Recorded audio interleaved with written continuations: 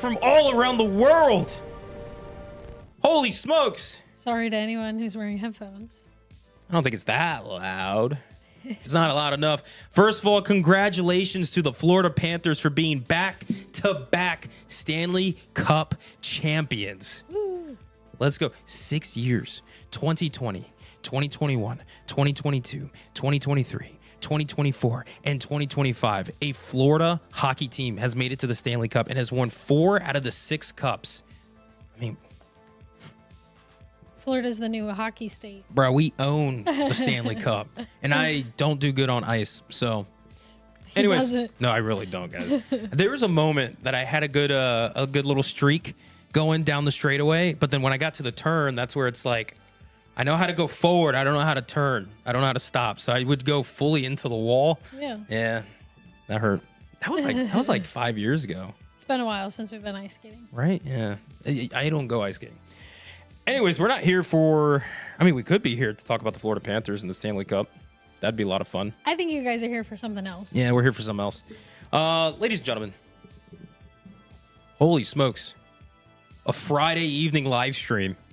2 weeks in a row. Talk about back-to-back. We went back-to-back Fridays with a live stream because last Friday we had an announcement. It's on Friday to the 13th. We got Jason Universe. This Friday, today, Halloween Horror Nights at Spooky Empire. We got to attend. We got to see it. We're going to talk all about it in today's live stream. First of all, how are you guys doing this Friday afternoon? A lot to talk about. It's going to be about an hour or so live stream. We're going to really focus on the panel. We're going to just kind of discuss what was talked about. Obviously, mainly it's going to be about the original house announcement that was made today. Well, holy smokes. I'm not going to lie. I have so much energy right now. I'm sure you guys are like, obviously. Always. Always. I'm just so excited right now because it feels like, okay, there's momentum building up. By the way, we're here in the Fright Club studio. And again, back-to-back. Feels good. It's good to have you guys here. I'm excited to have you guys here. Where are you guys watching from, by the way? I need to know, where are we watching from? Anybody in the chat right now watching, did any of you guys actually attend the Spooky Empire panel? I know, it's crazy. We got some messages from some people who went to go watch the panel, and they didn't have enough space for those people to go in. And I'm like, oh, I feel so bad for you guys. Like, it's interesting because the last panel that we went to, because we didn't go last year. It was 2 years ago, yeah, right? The last 2 years 23? ago? Yeah, 23. It wasn't that busy. Like, we didn't fill up the entire room where the I think we panel also had a was. much bigger room. It was too, a bigger right? room. It was a bigger room. Yeah. But because of last year, because there was an announcement. Yeah. Now it's like there's a whole line. People are getting lined up early. So if you are hoping to do, the panel next year, that's something to keep in mind because we got in line pretty early and we were in the very back of the room and there were some people who didn't get to go in because of that. So, yeah. Which I feel bad for you guys. I'm so sorry. Yeah. Our condolences.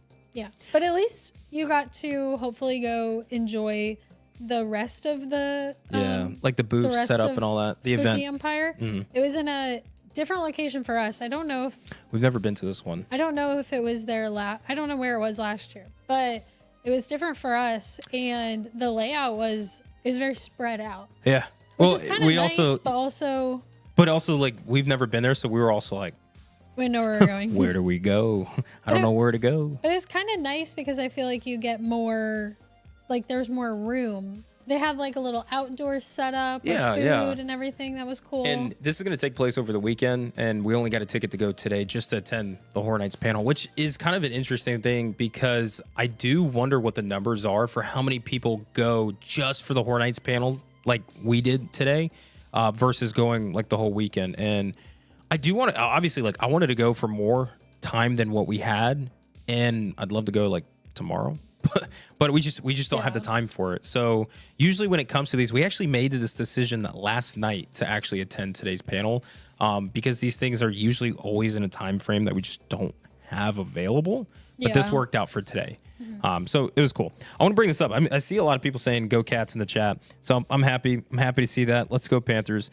But we got people from Georgia, L.A., Pennsylvania, Kissimmee. Bless your heart. Kissimmee, Texas, Nebraska, New York, Atlanta, North Carolina, Winter Park. Who lives in Winter Park? That's cool. So we got people from all around, which is awesome. Cool. So we're gonna get straight into it.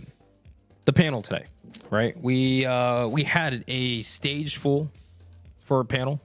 We had people like Ramon. We had I almost said Charles, but he wasn't up there. He was there, but not on the panel. We got to chat with him very briefly, but he wasn't on the panel. But he was there. He was holding the microphone for some of the Q&As as he was sitting, which was cool. We have Mike. Mike Aiello was there. He's awesome. I love listening. I could probably listen to Mike talk all day and just be fully entertained. Another person that's just like that, Laura Sauls. Nobody has more energy and passion for like just talking about anything than Laura. Like I look up to Laura like, man, like she's awesome, right? Yeah. So got to see Laura there. Nicole was there. Nicolette. Oh my God, I keep saying Nicole. Nicolette. Brian Beauregard was there. Yes. There's two others. I'm forgetting the names. I forget the names. I apologize. I'm not good with names. But it was Scenic and Design. And then the Tribute Store. Tribute Store. I want to say Eric, but I don't think that's correct for Tribute Store. I'm really bad with names. Dude, I struggle with names.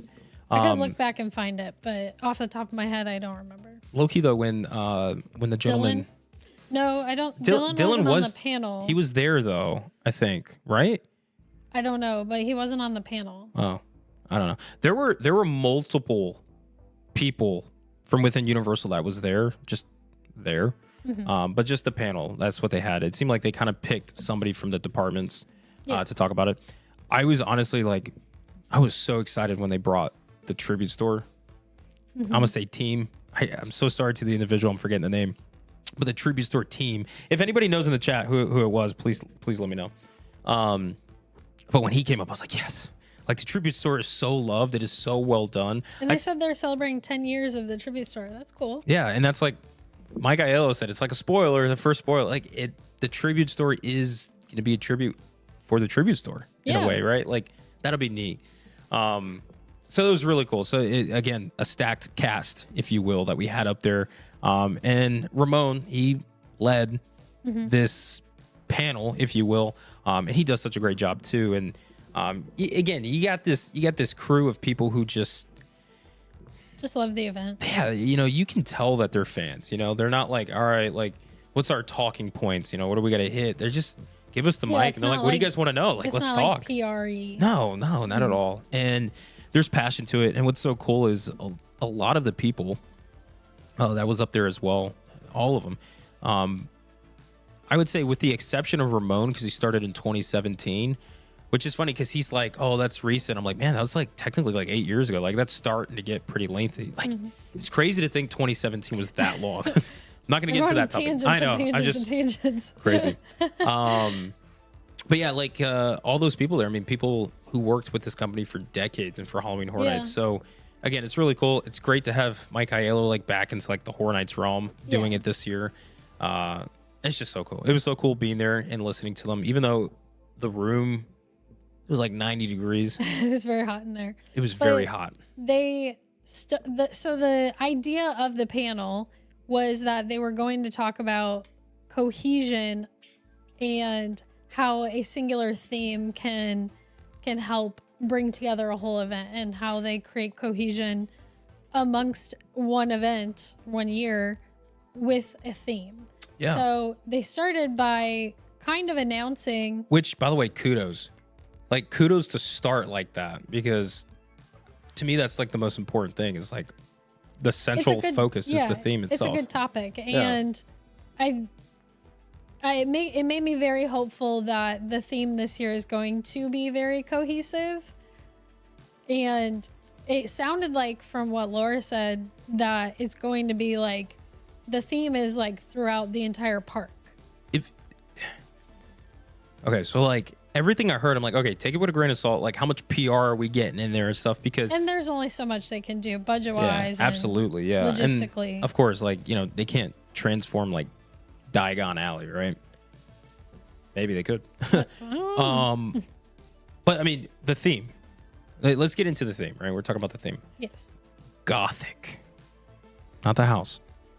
But just the Gothic theming, because it was so cool when they started. Yeah, well, it's like set into like a conservatory, right? They're focusing like that location.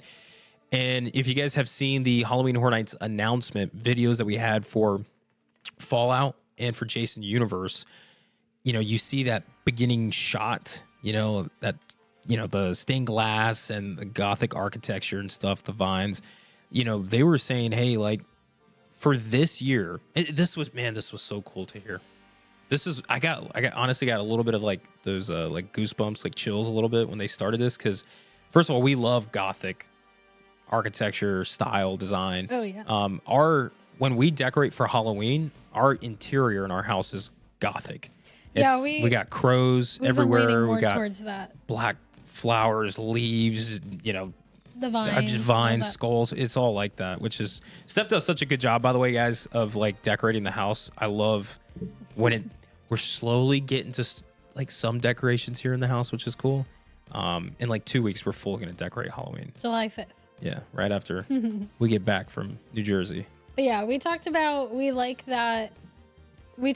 how much we like that little intro with the stained glass and the vines and everything in last week's live.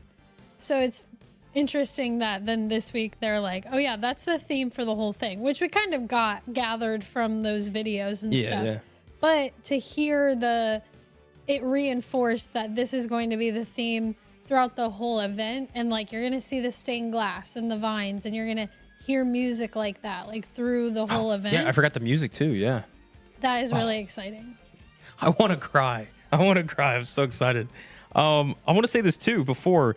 I noticed we have AN in the chat saying never been to HHN, want to go, but been watching you guys channel since last year because you're great presenters and podcasters. First of all, thank you. I don't think we are. I think we're not like the best. We're just chilling. But first of all, like, I hope you get the chance to go. And if you're planning on going and you want to go, this could be a good year of going, to be honest. Yeah. Seems like a very solid year. It does. And now getting back to kind of like what you're talking about, like we love the Gothic style, the theming, architecture, all of that stuff. That is something I wish in today's architecture that you see with housing and stuff. Like I wish we still had that. I know it costs, but anyways. The fact you made this point, the fact that you can get that from the videos is one thing, but when you had the whole panel saying, for this year, we took a step back and said, guys, what are we doing with the theme, right? It starts with the theme. What are we doing? And they really wanted to focus on like, what's horror, right? Like what is a horror-centric type of theme? And they're focusing on this Gothic style, this theme. And first of all, it's so beautiful. What's so cool about just the Gothic style is that it could be so beautiful and so haunting at the same time. You can get your scares, you can get your dark atmosphere while also presenting the beauty and horror as well. And I think that goes into the haunted house that we're going to talk about today as well. But to hear them emphasize that and to say that it's going to be throughout the whole park, I wanted to stand up and raise my hand and stop them right there. I'm like, are you talking about like from the entrance to the bathrooms to the attractions, like is everything, Probably not that much. Yeah, it's probably like the scare zones and maybe the booths, the food booths potentially might have something like that. Maybe the food. If it tastes good, if it tastes good, it tastes good. I don't care, I don't care what the food looks like if it just tastes good, right? Maybe I do care a little bit what it looks like. Remember like that Jack hot dog? That thing looked terrible. Well, I don't know if that tasted good. I didn't hear. Was it the Oddfellow one you're talking about? No, remember there was like a pink bubblegum mustard thing. I thought that was Jack. Oddfellow. Anyways, I don't know. Maybe it was during Oddfellow's year, but wasn't it Jack's? I don't know. Chat, you guys probably know. Probably know better than you. Yeah, guys, we're getting this Gothic theme. This is where I kind of get like sad because this is like a year that I know you and I are going to enjoy. Like we've talked about it before, like the build up to it has kind of been delayed and it's been shadowed by Epic, obviously, with the team.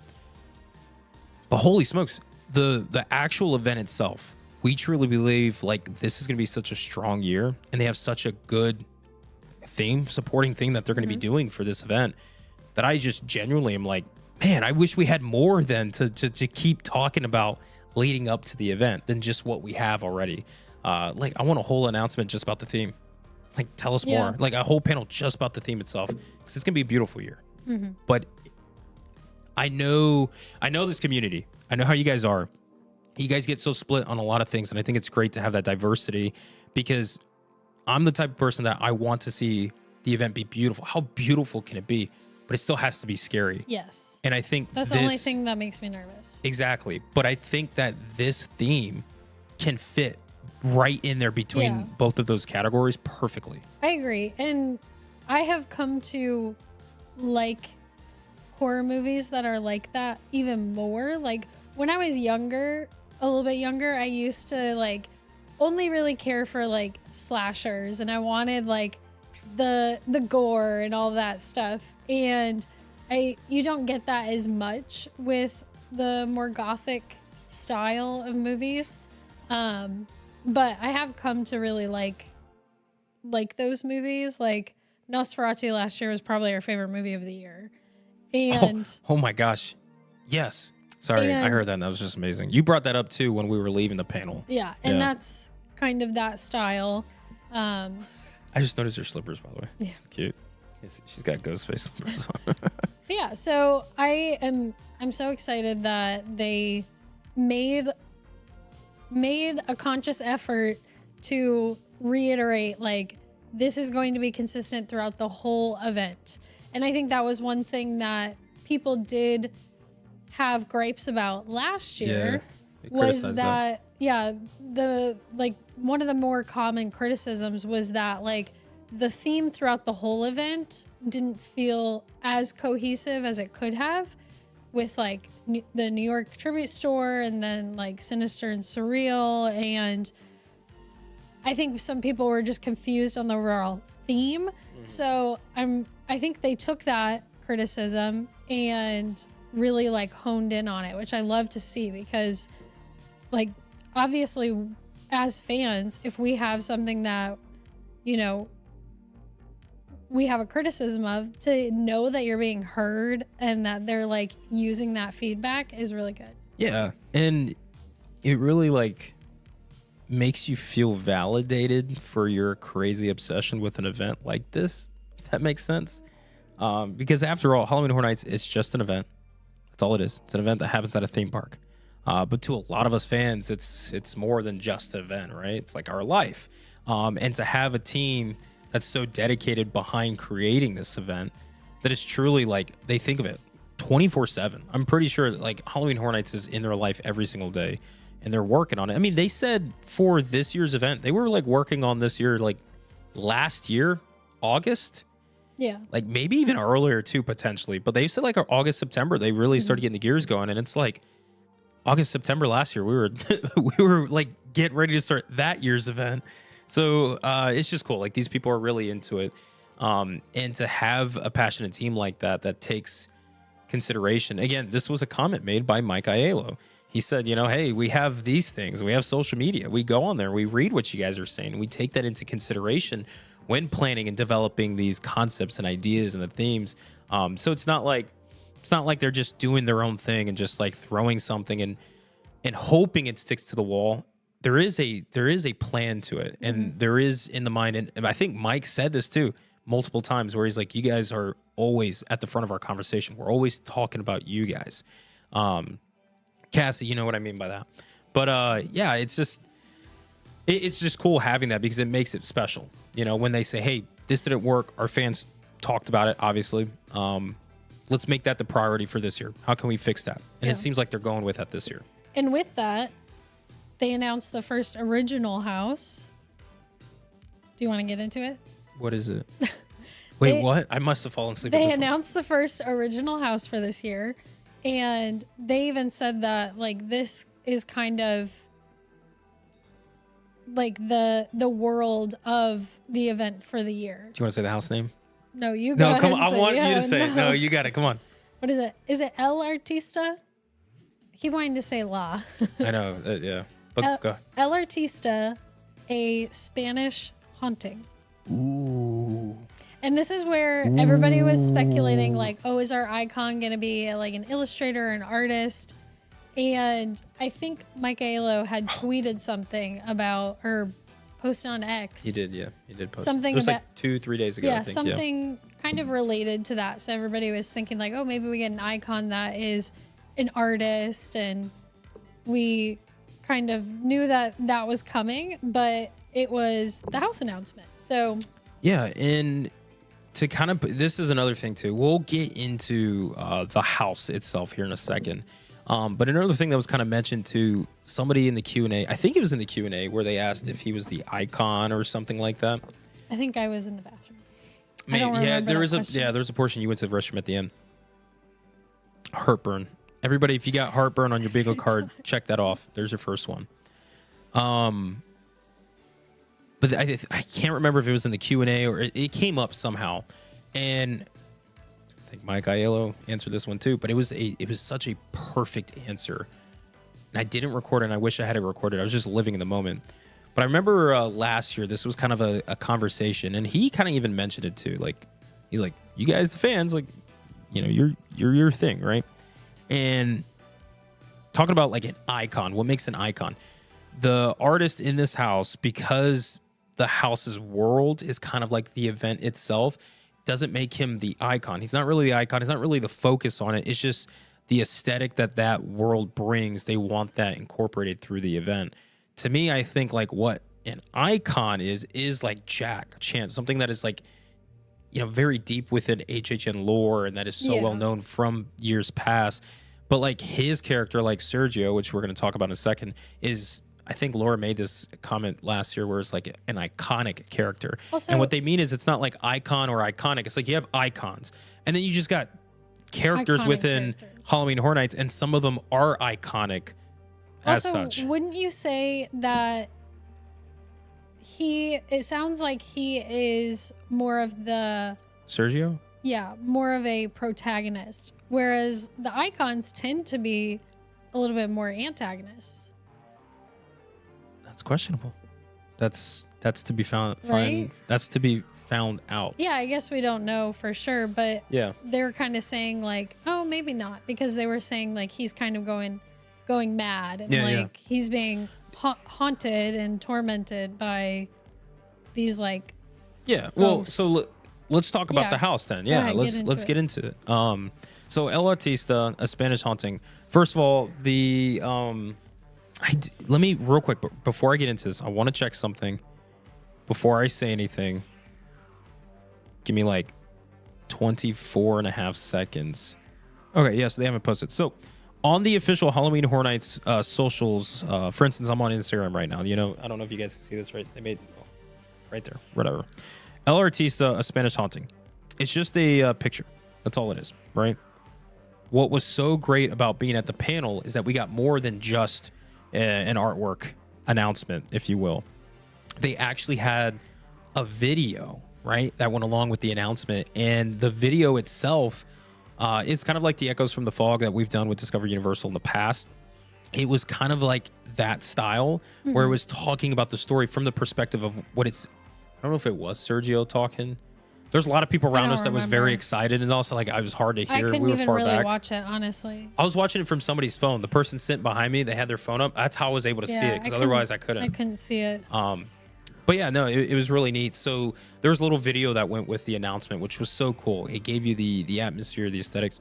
Really neat. Sure there are videos already up on YouTube or Instagram there probably or TikTok that you can watch of it. Like Instagram, I saw one. I think I didn't watch it all. We tried our best to get video, but it was very difficult. Steph's has some video, and we talked about putting it up here in the live for you guys, but you can find a better one from someone who was closer, because it just had like people's heads in it. Probably. Yeah, I don't know. I didn't get to see the video. But the video is really cool. I like when they do that for the original houses. Yeah. So I don't know why they didn't post it though. Maybe they do. I don't know. Yeah. Maybe they had some ready just for this, but I don't. Again, that's another topic, department conversation, if you will. That's true. However, El Artista, A Spanish Haunting. First thoughts. This reminds me of Haunting of Hill House. You have that the house, the aesthetic, the vibe, the colors, and then of course it says a Spanish. Forget the Spanish part, just a haunting. And I'm like immediately thinking of Haunting of Hill House, because the house itself is haunted. It's alive in its own way. It's literally like a mashup of Haunting of Hill House and Museum from last year. That's what I'm getting. No, I totally forgot about Museum last year. Because they were saying that like some of the art that's like displayed in the house is like coming to Yeah. life because Well, it's why don't you continue with that and say like what? Obviously, you guys probably know, but like the house itself, what does it entail? I don't fully remember because I was trying to record and I was not getting That good is true. video. So Well, it's if you remember, it's like it's a ghost house, right? It's one of their like ghostly houses. They usually try to do something like this every year in a way where they have each like category, subcategory within horror. And this is like the spiritual, paranormal, like that kind of vibe. And the houses that scare me the most and worry me the most are usually ones that are about ghosts, paranormal, like the spiritual. opposite. Yeah, we really are the opposite with that. So I'm like, okay, cool. This is gonna be the one that I guess is the scarier house for me. But you know what? It's incredible. All houses should be, in my opinion. They have ghost, poltergeist, spirits, all kinds of stuff. Mm-hmm. The person that resides in this place is called Sergio. And he's an artist. I'm gonna right? forget his last name. Yeah, I'm not even gonna attempt the last name, but Sergio, and he's an artist. And it seems like he went into this manor, right? And the place is haunted. And it seems like there was other artists before his time too that also went through what he's gonna go through. So what is so cool is that we're not only getting just things that tie to him, but also things from the past. It's set in the 1800s in Spain. I think Spanish countryside, right? That's like the fourth heartburn in a row right there. Like a Spanish countryside. And if I'm incorrect about this, guys, let me know. But it's got ghosts. It's got the house itself kind of comes to life in that. They showed a lot of behind the scenes stuff from the house, and it looks hauntingly gorgeous, if that makes sense. Again, this house is really centered around that Gothic architecture, especially Spanish, like Spanish Gothic, a good, marriage between those two. And it's going to be great. It's going to be scary, in my opinion. There's going to be those dark features and stuff. But what's so cool, and we're going to be leaving so much of this stuff out because we're just trying to go off of like memory Our from memory. the panel. And there was so much that was said, which was so incredible. I advise you guys to also go look at other content creators who posted this stuff too on their socials. They'll probably have more.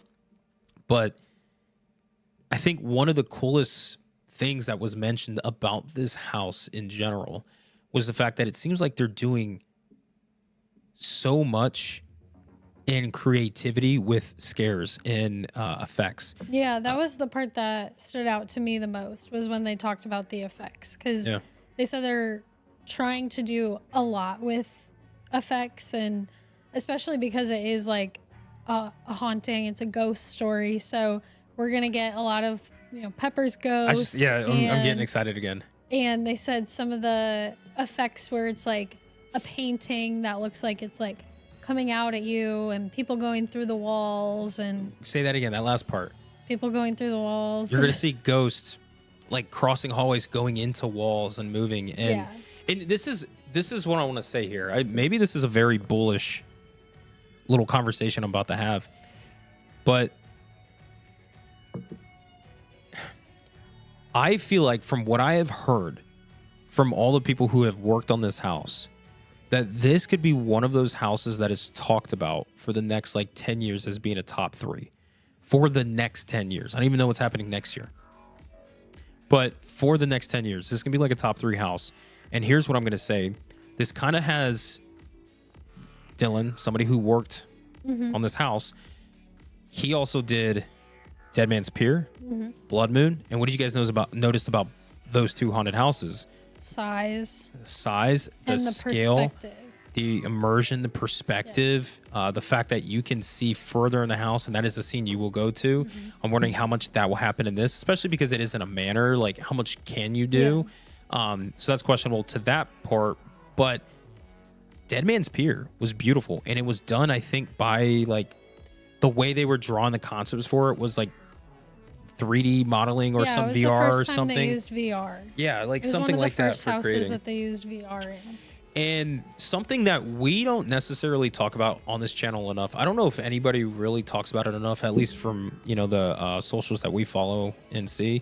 But technology, where I think this is going to be that house that kind of really encapsulates the step Halloween Horror Nights is taking with having technology infused into haunted houses that we just haven't seen before.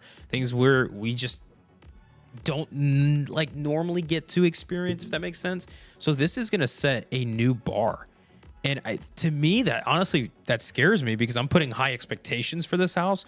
But when they were talking about these different effects and stuff, I'm like, I don't think I've ever been through a haunted house that featured X, Y, and Z for effects and scares all in one before. So to have something like that is really going to like make this house maybe in a category of its own moving forward, which then could present the topic of what other innovative ways can Universal Halloween Horror Nights and other maybe like partners and stuff with this side of like technology and advancement can we bring to these immersive worlds to make them ever more immersive for our guests. And that's something I haven't thought about in so long. Actually, Dead Man's Pier was like the one that made me think of that when that came out. It's like, wow. And when I think it was Behind the Screams tour that we took that they told us that. Yeah. And I was like, well, that's really neat. And that makes sense. Is this house like that too? Because it's working with that same group. And what is going to be done in this house with those special effects that could lead forward to future innovations for the company, for the houses that we get? Like, are we going to have even more immersive worlds? Yeah. I don't know. I know I'm going far with this, but it's just because, like, mark my words, in like 5 to 10 years, we'll look back and we said, El Artista, Spanish Haunting, we'll just say Artista. That was the house that, like, kind of, like, really started getting the gears going with that. Yeah. Maybe a bold prediction. I'm bullish with it, but we'll see. I mean, we have seen a lot of those effects in houses before, but I am interested to see that paired with also the grandiosity. I don't know if that's grandiose. A word. Yeah. You're using big words. I'm hoping that that's what we get. Like Dead Man's Pier, like the size and the perspective and all of that in this house, especially because it's set in like a mansion. So yeah, really interested and excited for this one. To kind of even like go back to like Dead Man's Pier a little bit, you know, that one scene when you saw the boat and the I want to say the bride, I don't think it was the bride, the lady, right, with the violin, the violinist, you know, that was a practical scare actor, right? There was an actual scare actor there. You know, I mean, could you imagine if they had like some of those effects added into this where you see her like kind of just floating through and all in the house? I mean, Graveyard Games was mentioned too. They said some effects from Graveyard Games might be featured in this house too. So again, it seems like they really looked at it from what was all those haunting, spiritual like houses we've done in the past. What was great effects that we worked? What are some new things we can bring into this one and just throw it all together? Yeah. So it seems like there's going to be so much to this house, and I'm excited because I'm very excited for this one. It seems beautiful, but it seems scary. Yeah. Like I really could see this one being for a scare actor and coming from scare actor perspectives. This is one of those houses I'm like, oh, sign me up. Like I definitely can work with an element like this. This is one of those houses that if we can find out whatever Unmasking the Horror tour it's on, if it's the 3 house or the 6 house, sign me up. Yeah. I want to see that one in person in like with the lights on. I think this one's gonna be really good. Oh my god. Very excited. I'm calling it top 3 house easily. We'll see. I mean, we don't even know what the other ones are gonna be. Don't care. El Artista's top 3. It is interesting. I don't know if this is like moving away from that conversation too much, but it is interesting, and I am interested to see how they do this, if they just kind of ignore it. But the fact that they're saying that the scare zones, a lot of the houses, like everything's going to be intertwined in this theme of like the conservatory and all of that, how then they're going to have like Jason and like, I mean, Fallout. Like I said, they might just like be like, well, those are just those houses. Yeah. But it is interesting. It's more so like I'm getting the perspective because I'm hoping we have a year like this one year where like the overall theme is in all houses, all scare zones everywhere through the park. It's just when you incorporate like IPs, it's almost impossible, obviously. It is difficult, yeah. IPs are just like separate on their own. Yeah. But I think it's from the perspective of like the scare zones, like the theming of the scare zones and the atmosphere of the event in general will follow that vibe. And that's what I mean why like Sergio's not like an icon or anything. It's just it's like the atmosphere you get from this house will be spewed into the park itself. But the park has its own features throughout too, but it's going to be within that vibe. Yeah. So, but yeah, I mean like Fallout I don't think falls into like anything. We'll see as we get more of the original houses announced. Like we'll be able to see like if all of the original houses are going to be following that, or if it's kind of just like a overall theme, but it's not like 100% every house has to be this. Yeah. You know. Also, just I've noticed this in the chat. I never check the chat, so this is rare. But I noticed somebody mentioned when will we see the Fright Club merch? I know the other day you were just peeking at it. We might bring it back out soon. Yeah. I know I'm rocking one of them. I just don't know if we can sell these. We might only be able to do like the ones that are like the right behind you, like that say like I don't know if this Fright is Club. this is like in the way. We might not be able to do any of the like the posters or like these shirts, but if you guys want us to open up like that design or the Fright Club, like Brian from Orlando designs, we definitely can. Yeah, but we'll do Fright Club stuff.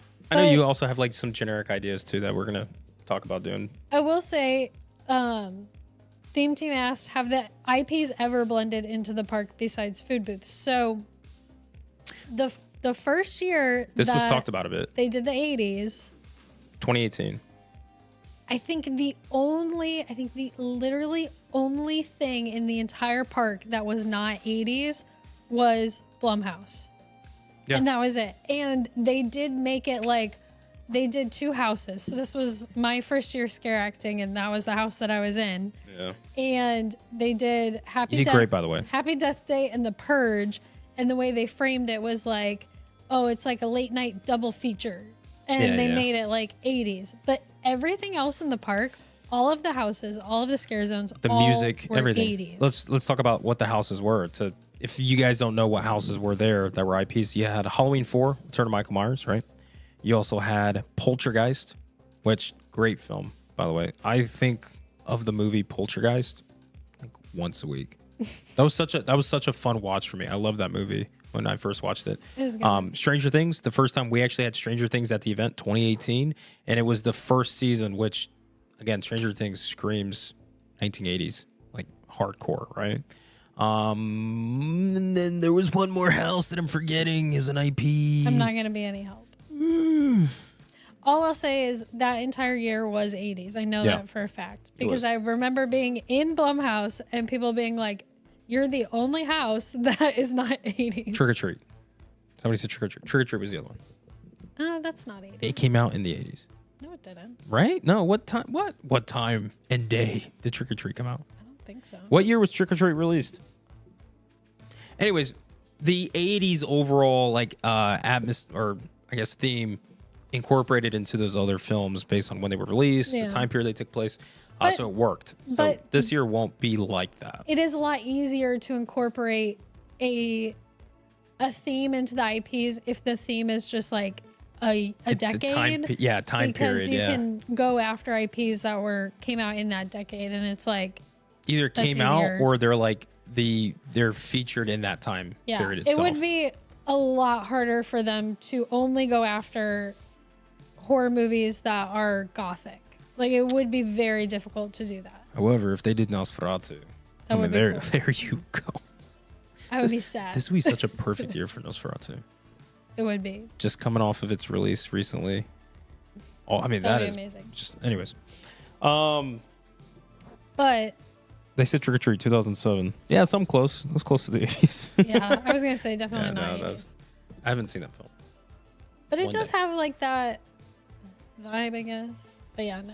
But all the original houses were like 80s. All the streets were 80s. Yeah. But since then, no, they haven't had like a theme that is also incorporated into every like IP, every street, every house. Yeah. And Javier made a comment too saying, I wonder if the tribute store will be Gothic themed as well. I think so. I think so too. I hope so. But I do think, because what Laura was saying, like, it really is the whole event. And this year's tribute store is going to be 10 years of the tribute store, which is like, is it like, oh, like tributing all tribute stores or whatever? Or is it going to be that Gothic vibe?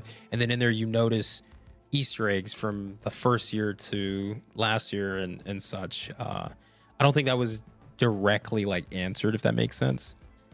Yeah, no, right? I don't think so. So it's like the theme and the style is definitely going to be Gothic potentially. But then in there, you're going to see those tidbits where it's like, oh, that was like 2017's tribute store. Like, oh, that was like 2022. Maybe They didn't really give us like, this is what the tribute store is going to be. Which, that's what I wanted. If I went up to do the Q&A, I was going to ask the tribute store dude. I'm going to call him tribute store dude. Hey, I need more info. Tell me what it can be now. Tell me everything right now. I demand it. I'm a Halloween Horror Nights fan. Everybody else is like, everyone, yeah, we're all, yeah, same. all of us there. I'm sure everybody would cheer with me though. Yeah, tell them. I do hope we get a lagoon show, but it will be interesting, like, if they make it. I mean, like, are we getting a fit lagoon into show? the theme?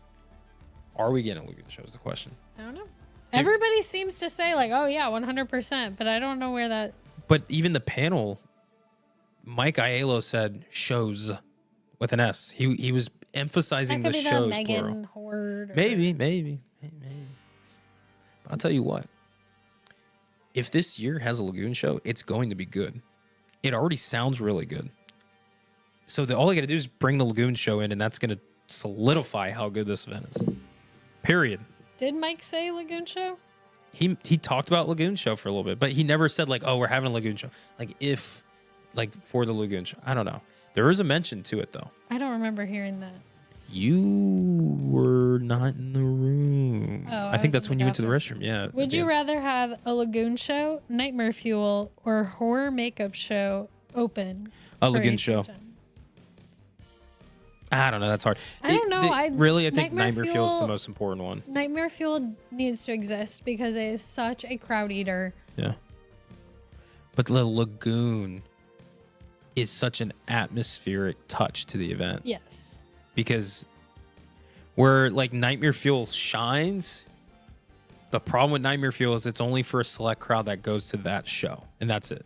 Mm-hmm. And when you're walking by, you obviously you can stand anywhere in the park. You can hear it. There's times I can hear Nightmare Fuel when I'm in New York.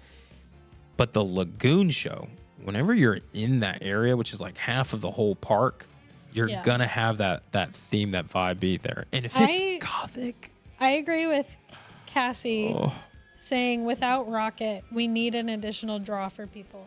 I think it's gonna be so weird not having Rip Ride Rocket, like even just the lights from it on. Yeah, I agree. Like, can we maybe have a show, but it's on the stage at Music Plaza? Right. Well, I want to say this, just touching Rip Ride Rocket a little bit. One of my favorite things with the soundstage houses and waiting for those houses was the lights from Rip Ride Rocket zooming through and hearing a scream. Ah! Like you heard it. Ah! Yeah. It just adds to the atmosphere. Yeah, because it's a coaster. It's thrilling. It's exhilarating. It's at night. It's got those lights. It's got the music, the people screaming. Like, it's like it fits zooming that vibe. by as you're like in that back area, like waiting. I will say this. I know for a fact, for those of you who have been to Horror Nights and distinctly know this, the sound of Rip Ride Rocket just driving by, I'm going to use the word driving, but just driving by, you know the sound I'm talking about, that the wind and the right, and hearing the little bit of rattle. That to me is so iconic. Going into one of the soundstage houses and even coming out, not having that, it's gonna feel a little awkward. Feel off, yeah.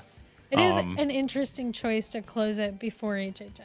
Just 2 months. That's all you had to wait. Just 2 more months. Yeah. I do also wonder if they're going to stick with this theme for Nightmare Fuel. Or are they going to have the circus again? Or I'll tell you what, if they did a Gothic themed Nightmare Fuel, that'd be cool. It's kind of like, it reminds me a lot of the last year of what were they called? Villain. No. Academy of Villains. Yes. The last year that Academy of Villains had a show at HHN, it was very gothic. It was Frankenstein. Yeah, it was Frankenstein one. I was thinking of the Cyborg one. And yeah, that was 2018. Then 2019 was the Frankenstein kind of Dr. Frankenstein one. Yeah. When they did the flip like off the top little thing. Yeah. Those were cool. And I really liked that. I thought it was like dark and moody, and I like that. So I'd be down for Nightmare Fuel if they do something like that. But the fire, here's a thought. Does that go with that? Like, I don't know. Could you imagine? I mean, yeah, fire goes with everything. You got 4 different movie quotes that say fire right then and there. That's just my ADHD, bro. When it takes over, it takes over. But I mean, here's a concept for like Nightmare Fuel. Like if it was Gothic, right? How cool would it be to have an effect where they have, the Fuel Girls, bring them back, and they have one of the aerialists go through one of those stained glass windows, like bust through it and like literally come into set from that. Obviously, that's so hard to do. Yeah. But be a lot maybe of cleanup every show. There would be, but you can obviously like work into doing. It can be an illusion. Well, yeah, illusions. But what am I talking about? Like projector, like base it off the back, and then she comes through maybe like what's just like a single curtain, or it's just projected in a way like she's there, but you don't see it because it's an illusion. And then when she comes through, they make it like break through, and then she appears on the light. In the Academy of Villains, they did something very similar to that in the Academy of Villains show. Yeah. Look into it. The Academy of Villains did a lot of like those cool like stunts. So it'd be cool to see something like that. I will say. I honestly like. I'm just thinking about this now. If Nightmare Fuel is just Gothic, that might be my favorite version of Nightmare Fuel that we've gotten. I'd be down. You'd be down. Down with the sickness. Anyways, so yeah, I'm excited, guys. El Artista, A Spanish Haunting. It really much has a Haunting of Hill House vibes for me, which I loved. We had that house back at HHN 30. I loved that house. I loved the show. It was really cool. This is kind of getting that vibe for me, but it's an original. So it's a story we've never seen. One of the houses that we have always said, if we could go back in time and do, because we never got to do it, was Gothic. And that was mentioned today. Yeah. That was mentioned. Dead End was mentioned. Gothic was mentioned. And here's the thing. It's not just... Okay, yeah, Gothic was mentioned. We've never done that house before in the past. But the cool thing was, it's like, oh, if you want to kind of have Gothic vibes, you got to do this house. It's like, no, the whole event is going to have that vibe. So it's like, oh, man. Like, I could just sit here and just imagine. I've seen walkthroughs for Gothic, but like, man, it'd be cool if they brought it back. Like Gothic 2, it's the same thing, but hey, Gothic. But, that'd be exciting. Yeah. Dang. So, Sergio the artist is taking us through El Artista A Spanish Haunting for this year's Halloween Horror Nights. Steph's going to set up a poll for you guys in the chat. If you guys can answer in the poll, do so. We'll see what y'all's excitement is for this. I got like a sniffle going. Dude, I'm so excited though. Like honestly, say what you want about the build-up for this year and how it's being done, but I do feel like this event it's gonna fill a gap for a lot of fans that we've had for a little bit.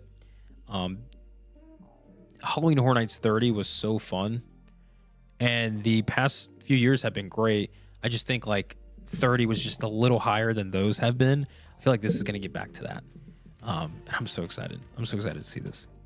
So, Stephanie put in the chat for you guys to vote a poll. Hype level for El Artista. Very hyped, neutral, or meh? What are you guys feeling? What are you guys thinking? I'll tell you right now, out of the houses that we have been officially announced, which we have 3 officially announced, which is Fallout, we have Jason Universe, and now El Artista. We also have Five Nights at Freddy's, which somebody asked about it today in the panel, and their answer was... Stay tuned. Stay tuned. They're working a way around it, but it's like, so there's something about it it's going to be a house. It definitely has to be a house. But like, there's something about it. So I don't know. I want to see what that means. But let's just say it is a haunted house. So we have those 4 haunted houses coming. El Artista is my number 1. And yes, same. obviously, like we do know what's coming to this year's event. If you guys know with the leaks and all that stuff. But I have a feeling like El Artista is going to be my number 1 most anticipated house for this season, with all the ones that are about to come out. And I'm hoping and praying that this one delivers. Like everything that they said at the panel, Ramon, Michael, Laura, everything they said about this house, I hope none of it was just PR talks. I hope it was like legitimate, because this house I feel like is going to be so well done. It's going to be such a fan favorite that it's like it really could help the event moving forward with other things. If that I'm makes also sense. excited for another food booth that's all Spanish food. Yeah, that, that too. Yeah, That food booth from last year with the Yeah. tostada, everything from there was so good. yeah. I think I loved everything we had. Heartbeat tostada, and you actually made a TikTok with that in it recently. Steph did a TikTok video with that in there. Or what was so good about the heartbeat tostada is the fact that like it was like a light, refreshing choice. Yeah. And I feel like in HHN with food, a lot of things are always like spicy, hot, and heavy. And I'm like, it's heavy. hot here as it is Yeah. in Florida. Like I want something a little more refreshing. That's not like So. a sweet. Yeah, that's not sweet. Like a savory item that's refreshing. Cold and light. So that was a good one. All right, so currently, tell us what we got with the poll right now. 74% at very hyped and 26% at neutral. 0% at meh. Good. I agree. I mean, I think the only thing that Wait, where's your vote? What are you voting on? very hyped. Nice. I think Same. the only reason why people would vote that they're not excited for this house is if they, in general, don't like the Gothic theme for horror. Or even like ghostly like houses. If they're more Yeah. into like slashes. Because But that's a personal preference. Yeah, and that's what you said. Like you're not really one who's into like the ghostly houses. They don't get to you as much as like a slasher does. Right. Where I'm the other way around. Where like those ghostly ones freak me out Yeah. more than like a slasher does, which is fun. Yeah. But I think they can be done really well. And I think they can be done to where it is scary. Yeah. Like even for somebody who doesn't really get scared of ghosts. Because I don't. Or if you're Steph, you don't get scared of anything at all. Nothing scares Steph. But that's, if you guys are just joining, then you missed the conversation where I went 45 minutes on a tangent about technology in HHN. What's so important, I think, about this house is that we've been doing Halloween Horror Nights has been going on for 35 years technically, right? But 34 years annually here in Orlando. And they've had ghost houses before in the past. And I feel like this is that moment where they're like, we're going to do a ghost house again, but look at all the effects that are at our disposal to use to make this house even more scary, even more effective. And I'm excited to see that happen. As somebody who doesn't like being scared, and I've been very desensitized over the past few years. And again, if you guys are brand new to the channel, I've never been a horror fan until like recently. Halloween Horror Nights got me into horror back in 2014 was my first year going, made me curious. 2017, I started getting to the behind the scenes stuff. And then when I met Steph, she like threw me in the deep end off the Pacific Ocean, just like right in there. And I love it now. And somebody who like doesn't like being scared, I genuinely want to have houses be very scary. I want to come out of there feeling like my heart is racing and to have that adrenaline. Yeah. And I think that this one potentially could do that. That's the point. Like Insidious. Yeah. I mean, that's like, yeah, to the most basic formula. Yeah, that is the point. But that kind of like what Insidious was in a way, like last year. Yeah. I want something like that. And I feel like this house could bring something as such. I do think it just in my opinion, like Gothic ghost story doesn't scream like high energy to me. It's probably going to be more mellow in terms of like the pacing. Yeah. Than something like Insidious. Yeah. True. I do think that you can still do that and make it scary. And I think it's more so it has to be like more creepy, unsettling than just like lots of like high intensity scares. You know what I mean? But I think it's definitely doable. I agree.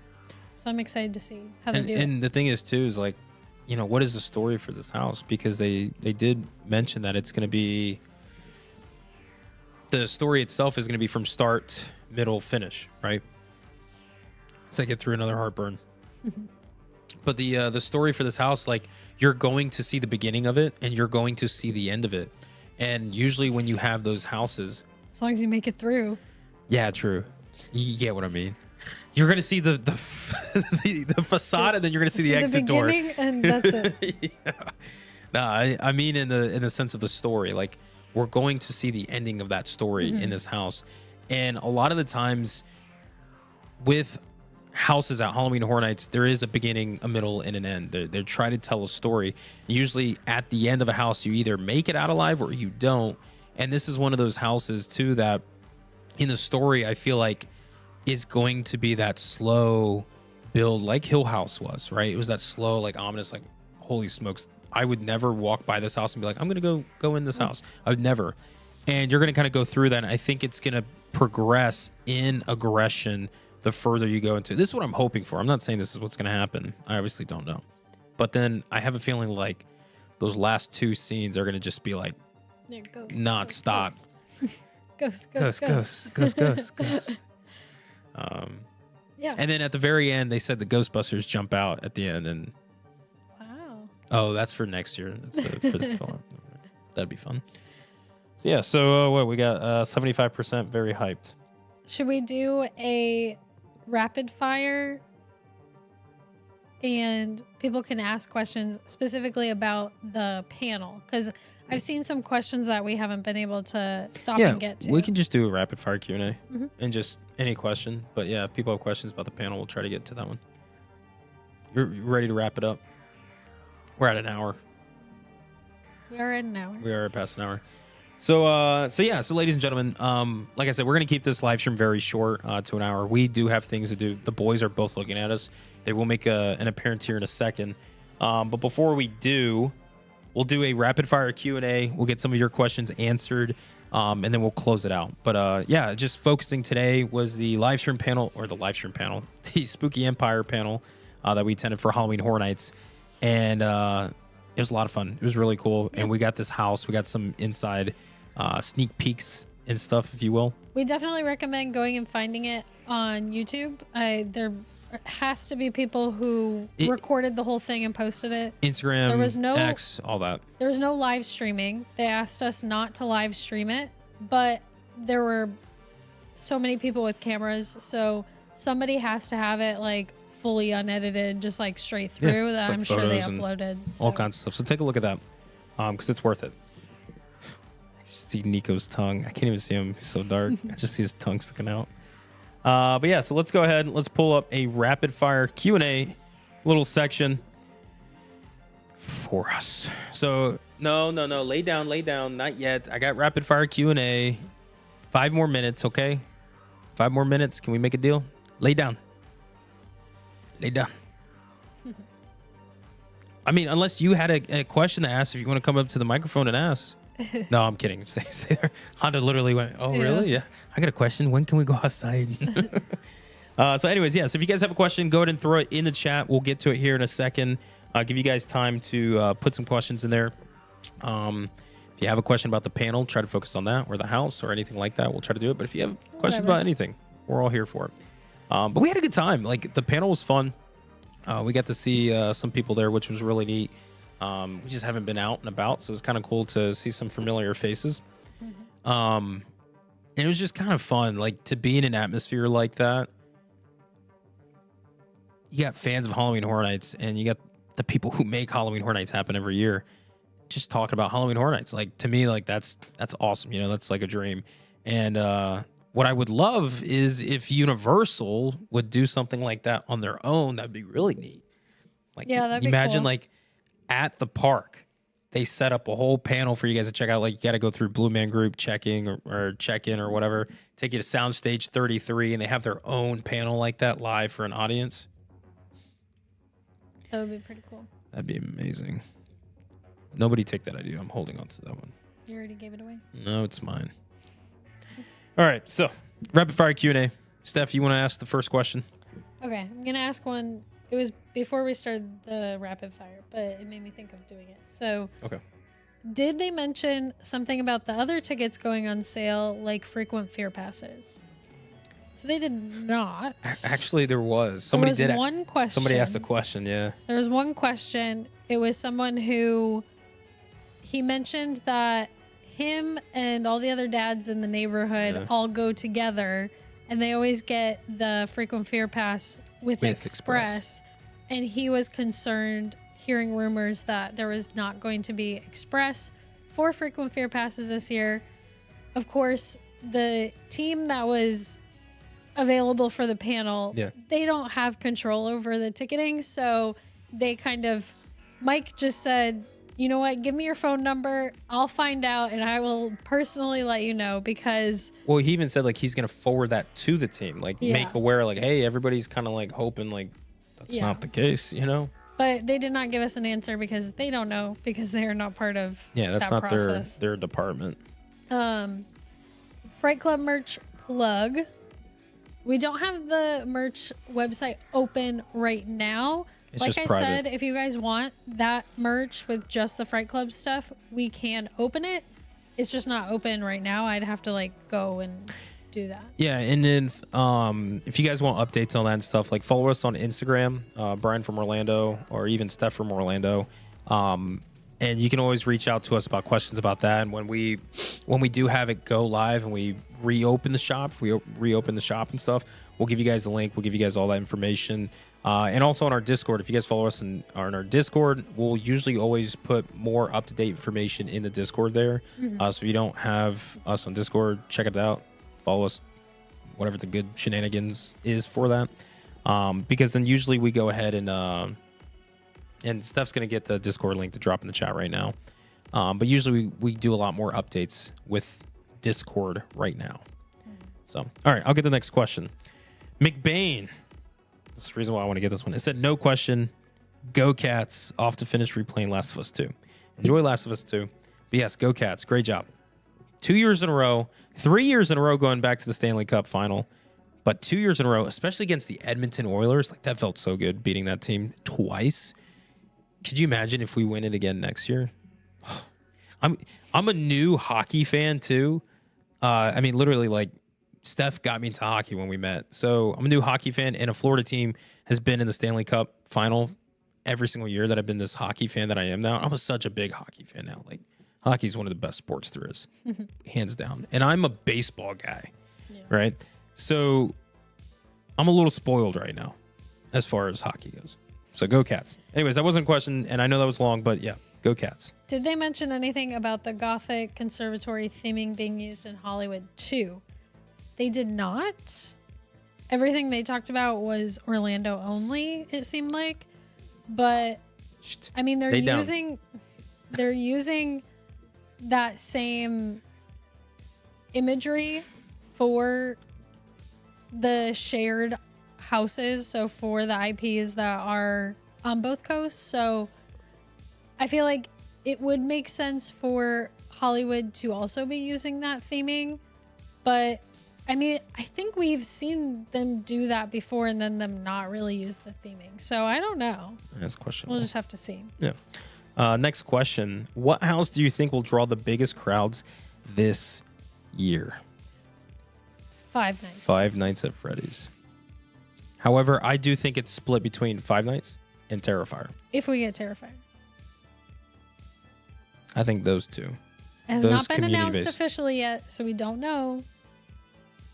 But if it does come to the event, I do think that will be a big one. But I think Five Nights is more of a general audience fan base. It's a little bit more gen pop. Yeah. Whereas Terrifier is like the horror fans. It has a cult following, but I don't think it's as big as like the general fans of Five Nights. Yeah. I agree with you on that. Mm-hmm. Okay, next question. Do you think this event will tease or foreshadow ideas for next year for HHN 35? I got the answer for that one. Yes. There you go. Yeah, for sure. I think Easter eggs. To jump on that too, there was mentions in the panel today talking about the event and certain features and really highlighting anniversary year. And they said next year's 35. So yes, there are some things that could definitely be correlating to next year's event. Mm-hmm.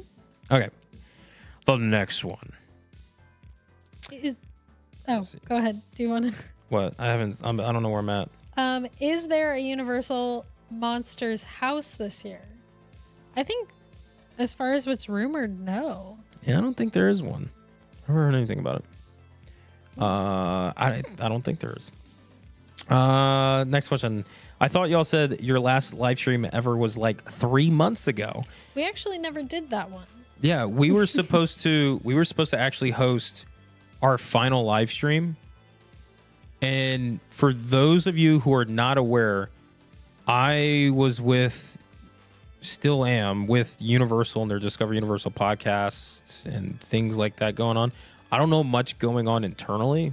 Just like when we they just kind reach out to me. We just kind of got word like, hey, don't close it down completely. Yeah, because like last year the talks was like, are we still going to be able to do the channel the way we do or not? And it really didn't seem like it was.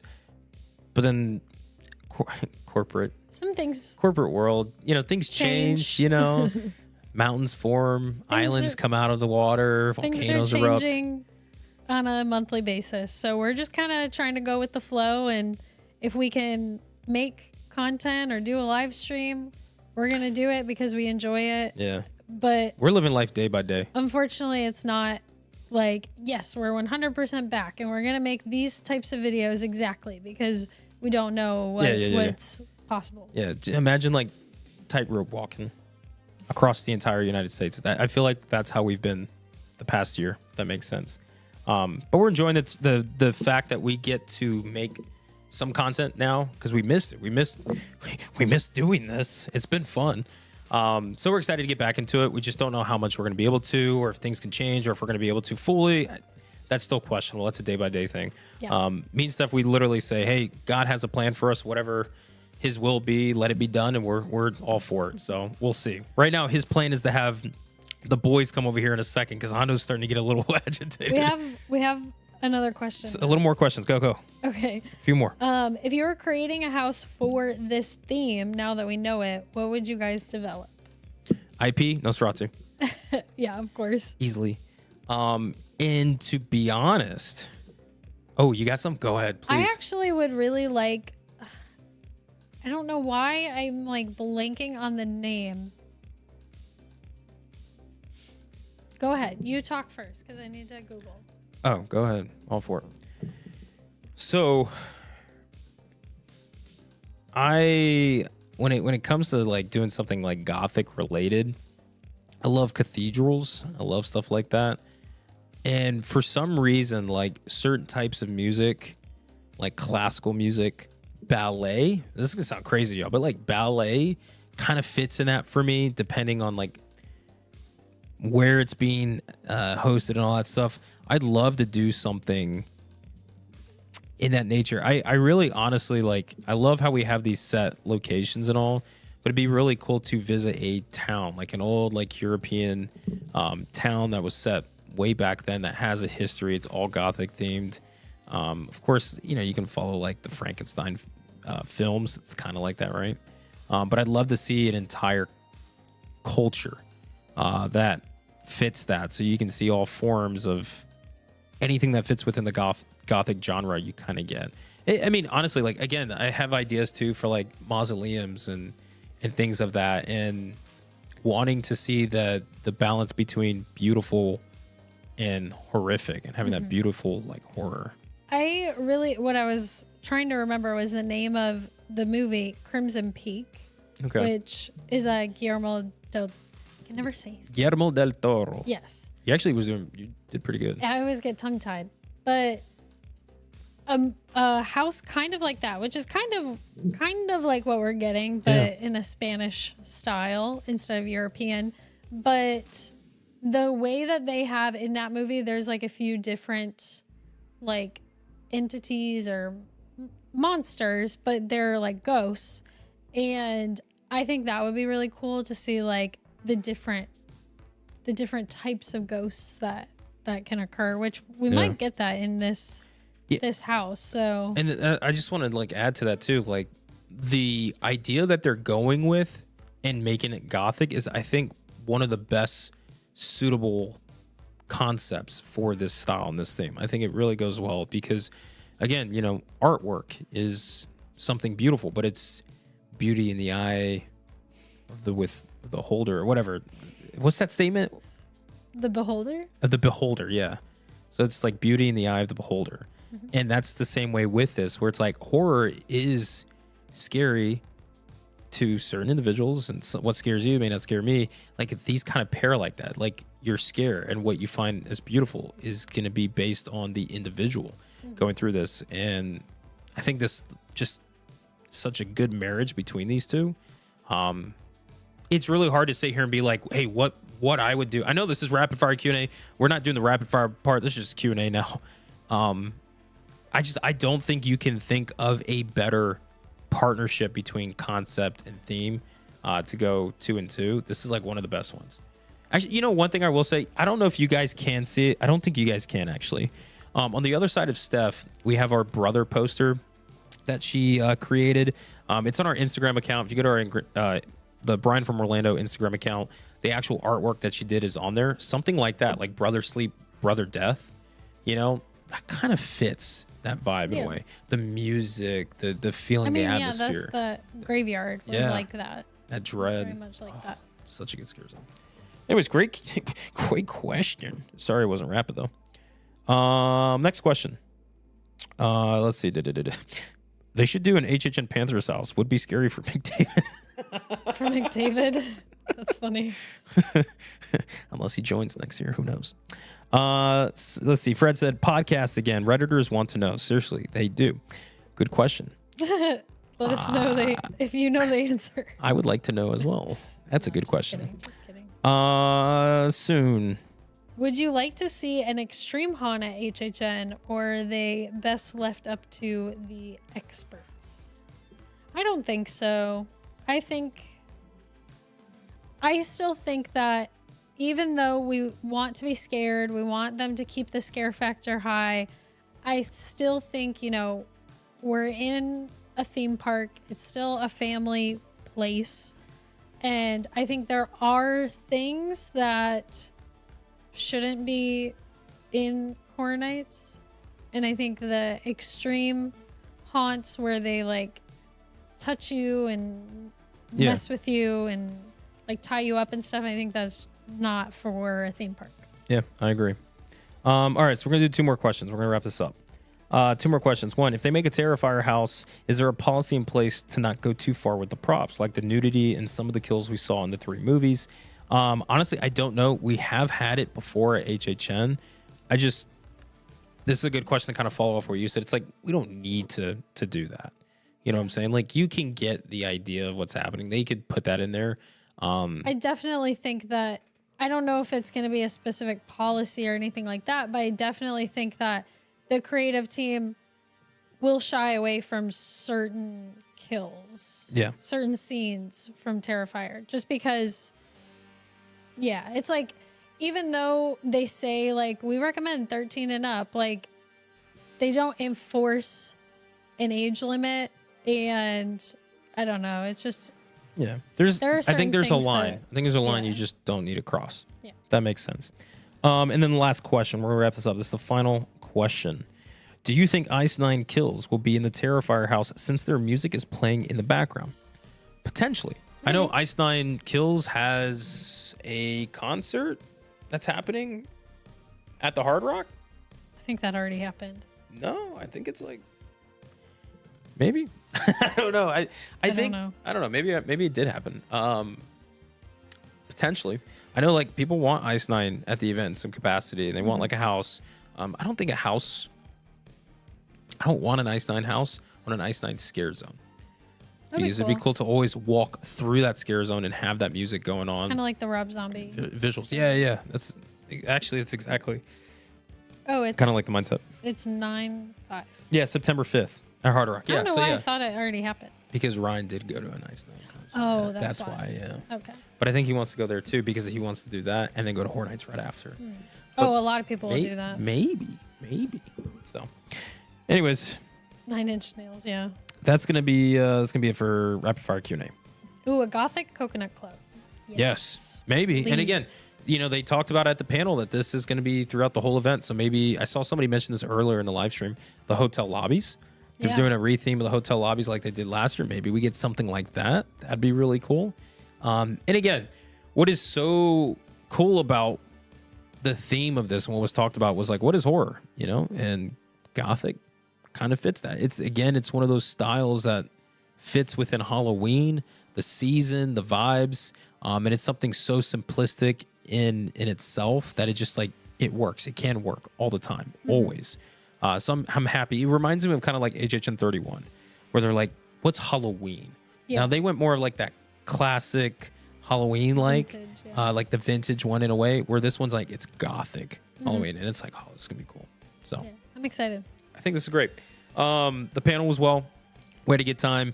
El Artista, A Spanish Haunting. It's one of the first original haunted houses that we got for this year's event, but it's technically fourth one, right? Yeah. But really cool. And I wonder if what happened last year where we got an announcement and then that next following week, every day we get the rest of the originals. I wonder if that's going to follow suit. I don't know. I would just say stay tuned for next week and see how that goes, because it's a possibility. Also Javier said Gothic Medallion. Totally forgot about that. I will tell you That'd be guys, cool. we will not be live streaming next Friday, even if we do get an announcement, because I am competing on Saturday. So Yeah, we won't even be in Orlando.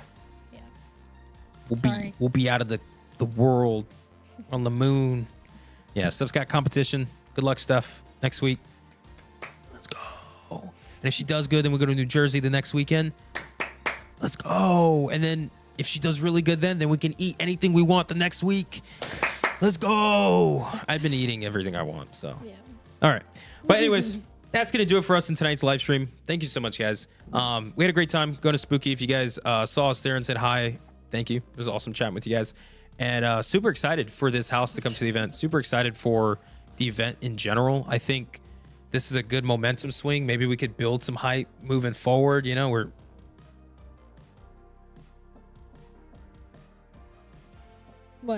We're like almost 2 months away from the event starting.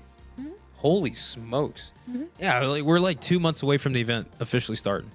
So that's crazy. So yeah, in the next 2 months, expect it to ramp up and for everyone to get more excited, because we already have construction happening in the park. Some lighting rigs have gone up. Some trusses gone up. We might be, I don't know, maybe doing a video out there one day soon.